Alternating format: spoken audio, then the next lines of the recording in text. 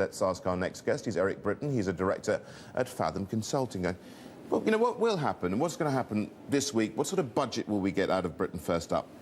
I think we shouldn't really be looking for anything dramatic in the budget at all. Workmanlike was how I described it. Workmanlike is what I expect it to be. I don't expect big fiscal measures in any direction pre-election, just at the moment. OK, but how badly off is Britain right now? It's very badly off indeed. So by comparison with other developed economies, our government debt position is set to go to 80% of GDP, even on the government's own measures, in our judgment, more like 100, maybe a bit over 100%.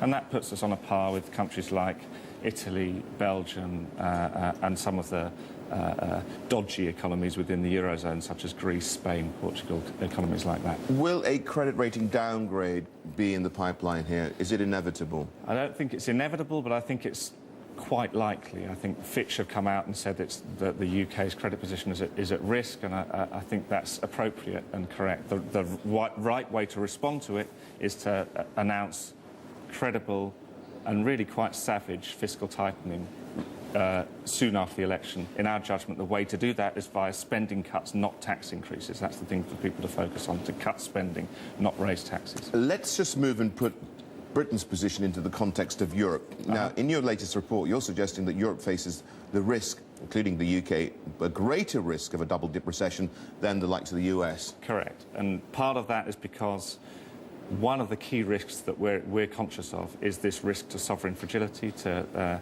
the risk of default on government bonds from different countries around the world.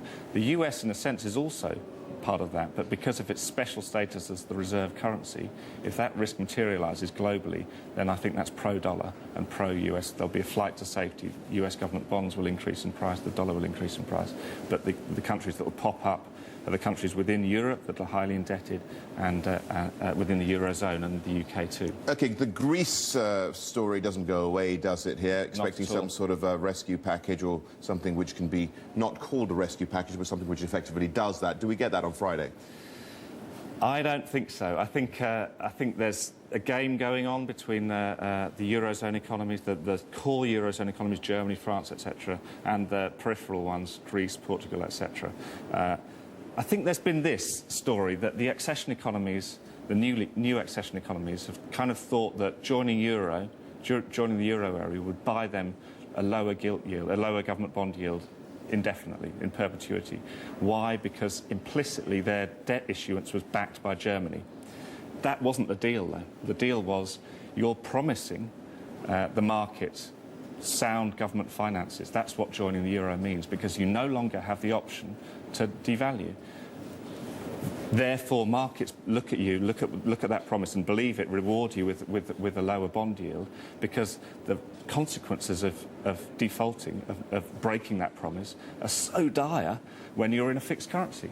Doesn't mean Germany's backing you, doesn't mean France is backing you, it just means you have tied your own hands. What happens if you break that promise? Well, that's what's playing out now. Right, I want to get to one other thing which has really been getting more and more heated, and this is the imbalances within the euro area.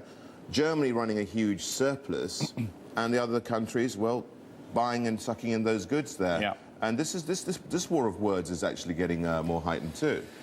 Indeed. I think that's the key nexus, really. The key question for the global economy is the countries that have been net lenders to the rest of the world, which are Germany, Japan, China, have got to become net borrowers from the rest of the world if the global economy is going to rebalance and everything is going to come right over the next decade or so.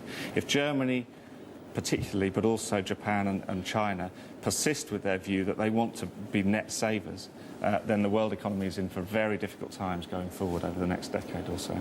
Erik, thank you so much for joining us. Erik Britton there, he's from Fathom Consulting, a director there.